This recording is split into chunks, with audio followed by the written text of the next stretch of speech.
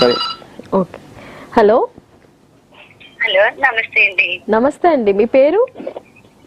మా పేరండి కళ్యాణి అండి. కళ్యాణి గారు ఎక్కడి నుంచి మాట్లాడుతున్నారండి? చామర్లకోట నుంచి అండి. ఓకేనండి, మరి ఎవరి గురించి తెలుసుకోవాలనుకుంటున్నారు?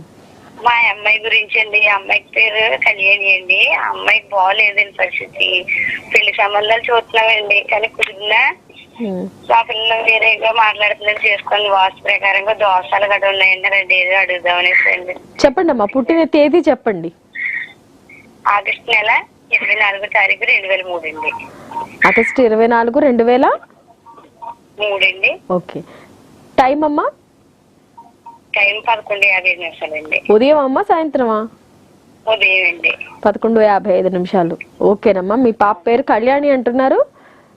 అవునండి. ఎక్కడ పుట్టింది? సామర్లకోటేనా? Peddapuram government hospital. పెద్దాపురం. ఓకేనమ్మా, అయితే ఇప్పుడు మీ సమస్య గురించి గురుగారితో మాట్లాడండి నేరుగా. పాప. నమస్తే గురువు గారు. నమస్తే అమ్మా, చెప్పమ్మా. పాప జాతక ప్రకారంగా బాగోలేదంటున్నారండి. పెళ్లి సంబంధం చూసామండి. పాప చేసుకోని అంటుందండి. ఆ పిల్లకు వేరేగా ఆలోచనలు పెళ్లి చేసుకొని మొత్తానికి అంటుందండి. వాస్తే దోషాలు గట్రా ఏమైనా ఉన్నాయా తెలుసుకొచ్చిందండి. అమ్మా, మీ అమ్మాయి పుట్టడమే వ్యవహారికంగా అంటే పుట్టుకతో ఏలినాడు శనిలో పుట్టిందమ్మా. పుట్టుకతో ఏలినాడు శని. రెండవది ఏంటంటే అష్టమ శని అమ్మా. పైగా ఈ అమ్మాయికి భాగ్యకారకుడు బాధకుడైన చంద్రుడు అష్టమంలో ఉన్నాడు, అంటే నీటి గండాలు ఉన్నాయి. రెండవది ఏందయ్యా అంటే మీ అమ్మాయి స్థిర లగ్నంలో పుట్టింది. మీ అమ్మాయిది ఇదే జన్మ ఆఖరి జన్మ, అంటే మీ అమ్మాయికి మరి జన్మ లేదమ్మా. సో ఆఖరి జన్మ వాళ్ళకి దైవ సంబంధ సహకారం ఎక్కువ ఉంటుంది. కాబట్టి మీ అమ్మాయి విషయంలో మీరు మీ అమ్మాయి మాట వినాలని ఒక సంకల్పంతో ఏం చేస్తారంటే ప్రతి నెల షష్ఠి రోజున ఈశ్వరుడి మీద కేవలం పంచదార మాత్రమే కలిపి నా ఆవు పాలతోటి ఈశ్వరుడికి అభిషేకం చేస్తూ మీ అమ్మాయి మీ మాట వినాలి, పెళ్లి చేసుకోవాలి అనే ఒక సంకల్పంతో చెప్పి చేయించండి అమ్మా. రెండవది, మరి మీ అమ్మాయి ఏంటంటే పునర్వసు నక్షత్రంలో పుట్టింది. ఇక్కడ ఏమవుతుందంటే మరి మీ మాట అసలు వినదమ్మా మీ కూతురు.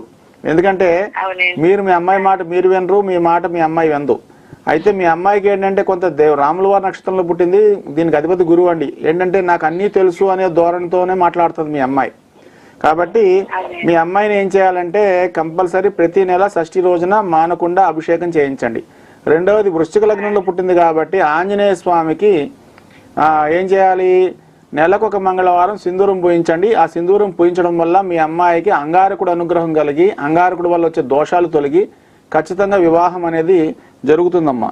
అయితే మీరు ఏం చేస్తారంటే మీ అమ్మాయికి వివాహం అవ్వటానికి మీ వంతు మీరు చేయాల్సిన మంత్రం ఏంటంటే సుమంతో శ్రీ కార్తవీర్యార్జునైన మహా అనే మంత్రాన్ని జపిస్తూ ఉండండి. ఇది నియమం లేదమ్మా. ఈ మంత్రాన్ని జపిస్తూ ఉంటే ఖచ్చితంగా మీ అమ్మాయికి వివాహము ఖాయమైపోతుంది. ఏమండి? ఖచ్చితంగా అవుతుంది. అందులో ఇప్పుడు పెళ్లి బలం కూడా దాదాపు చూసుకుంటే ఇప్పుడు శనిమాదశ నడుస్తుందమ్మా మీ అమ్మాయికి. శనిలో శుక్రుడు ఖచ్చితంగా ఈ సెప్టెంబర్ లోపల వివాహం ఖాయమైపోతుంది. ఏం భయపడకండి. శ్రావణ మాసం నుంచి సెప్టెంబర్ లోపల మీకు మీ అమ్మాయి డేట్ కన్ఫర్మ్ అవుతుంది. పెళ్లి ఇంచుమించు అయినట్టే.